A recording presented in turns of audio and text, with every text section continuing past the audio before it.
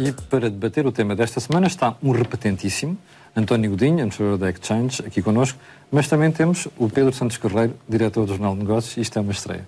Pedro, começo por ti. Temos um cenário e uma conjuntura difíceis pela frente nos próximos 6 meses, Pedro? Viva. Já para não falar de 2012. Para onde é que queres começar? Temos um cenário, bom, para já muito incerto, mas vamos assumir que, pelo menos, os dados que temos pela frente e as certezas que já temos são todas negativas. Praticamente todas negativas, são todas recessivas, se quisermos, não apenas do ponto de vista macroeconómico, mas do ponto de vista do rendimento que as pessoas recebem, que vai reduzir por muitas vias, e do aumento do preço de muitos dos produtos, onde parte desse rendimento é tipicamente gasto. Estás a falar por efeito de aumento de impostos, nomeadamente IVA.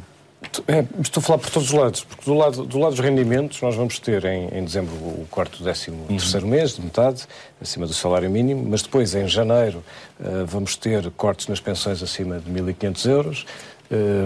Devemos ter também em janeiro as novas taxas, as novas tabelas de retenções na fonte de IRS que já vão refletir o fim da redução das deduções fiscais, e aí vão ser mais afetadas as pessoas que têm créditos à habitação, as pessoas que têm mais filhos por causa do limite nas despesas de educação e das despesas de saúde. Portanto, estas são as pessoas que vão ser mais afetadas por essas deduções, mas também por outros efeitos.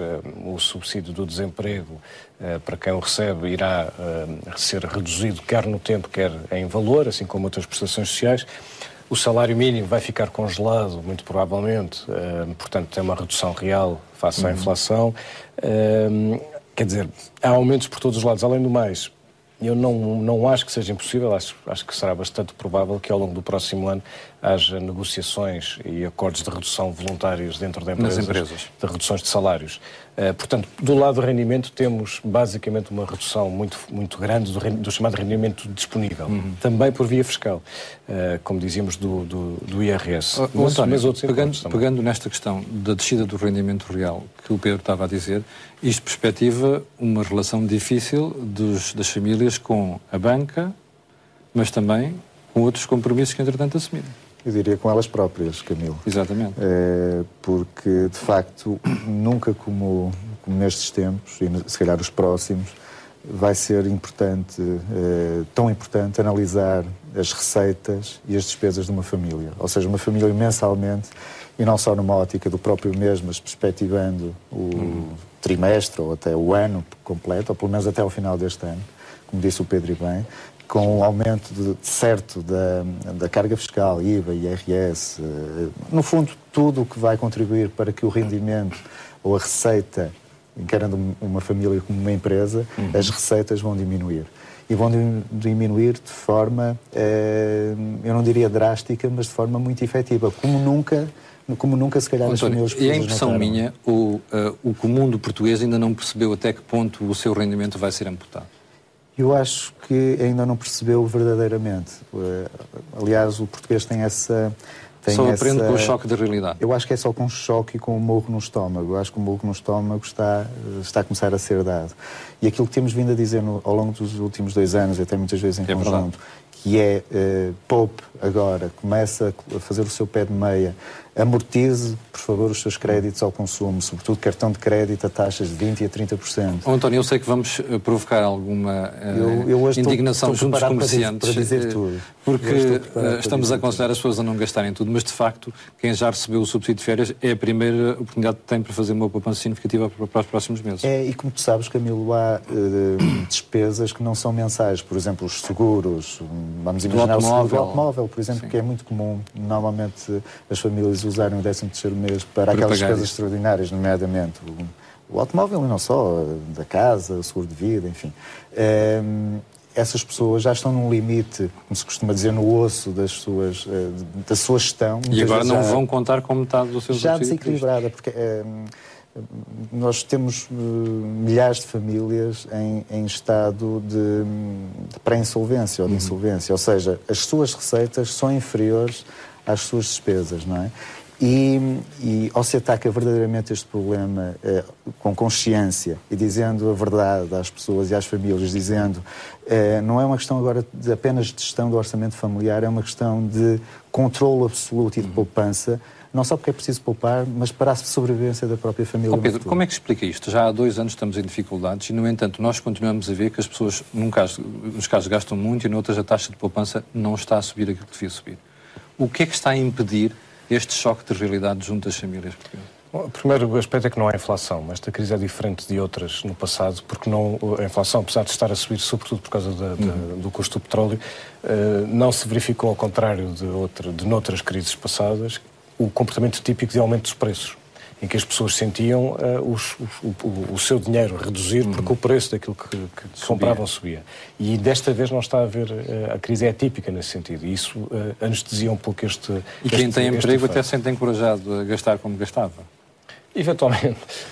Agora, a chamada fatura que começa a chegar começou por chegar pela via do desemprego. Portanto, as pessoas que continuavam a ter emprego estavam relativamente bem e as pessoas estavam excluídas do mercado de trabalho é que sofriam. Agora, começou a chegar às pessoas que têm emprego e que passam a pagar muito mais impostos e passam a pagar uma outra forma, não é inflação, mas de aumento de preços, como aqueles que estávamos a ver, e com muitos outros. Por exemplo, a subida de determinados produtos, a taxa mínima ou intermédia, ainda não se sabe de IVA, vai ter aumentos brutais, porque não estamos a falar só dos leites chocolatados e dos refrigerantes. Exatamente. Estamos a falar do pão, estamos a falar das verduras, estamos a falar da eletricidade, do gás, da água. E a fatura de eletricidade vai dar um salto muito grande. A fatura média de eletricidade em Portugal é de 41 euros. Provavelmente vai subir entre 4 a 5 euros. Cada uma delas, eventualmente mais. Portanto, isto é mais do que um choque inflacionista. É um impacto grande. É um impacto António, deixa-me voltar a ti para uma questão. Nós, quando olhamos para a estrutura de dívida das famílias portuguesas, o que está a correr pior é o crédito ao consumo, cartões de crédito e estas coisas. Qual é o conselho que se pode dar às pessoas? Comecem por resolver estes problemas primeiro. Camilo, eu sei que o tema do programa é poupar hoje ou para pagar mais tarde, ou pelo menos para fazer face às despesas. Mas o que se assiste, pelo menos no grosso daquilo que eu vou analisando diariamente, é que não há poupança que faça sentido quando as famílias usam o crédito ao consumo a taxas de 20% e de 30% e pagam juros sobre isso. Pois. Ou seja, mais valia pouparem alguma coisa no sentido imediato da liquidação, por exemplo, dos seus cartões de crédito, ou do crédito para a viagem, para os eletrodomésticos, enfim, que são taxas normalmente pesadas, porque por muito boa que seja a poupança, e é de facto, mas as taxas hoje que existem de taxas de juros associadas são inferiores às taxas de crédito que essas famílias pagam. Portanto, a primeira regra aqui que nós podemos dizer hoje, muito prática, analise os seus créditos. Analise os seus créditos.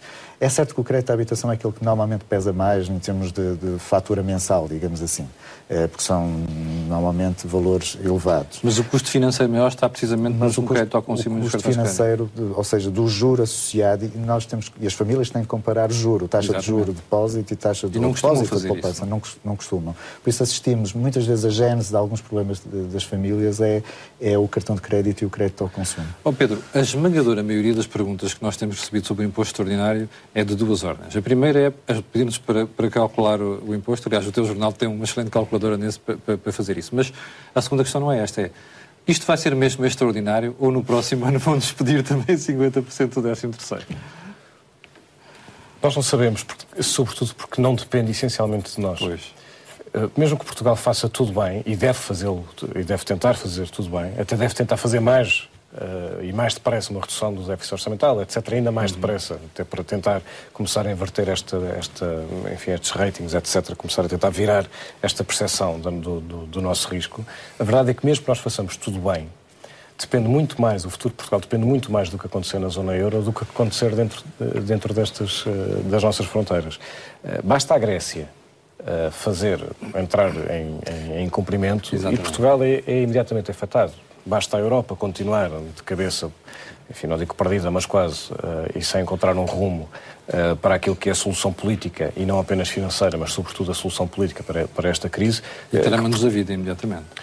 Exatamente. Portanto, se vai ser preciso mais medidas extraordinárias, se vai ser preciso mais austeridade, eu creio que sim.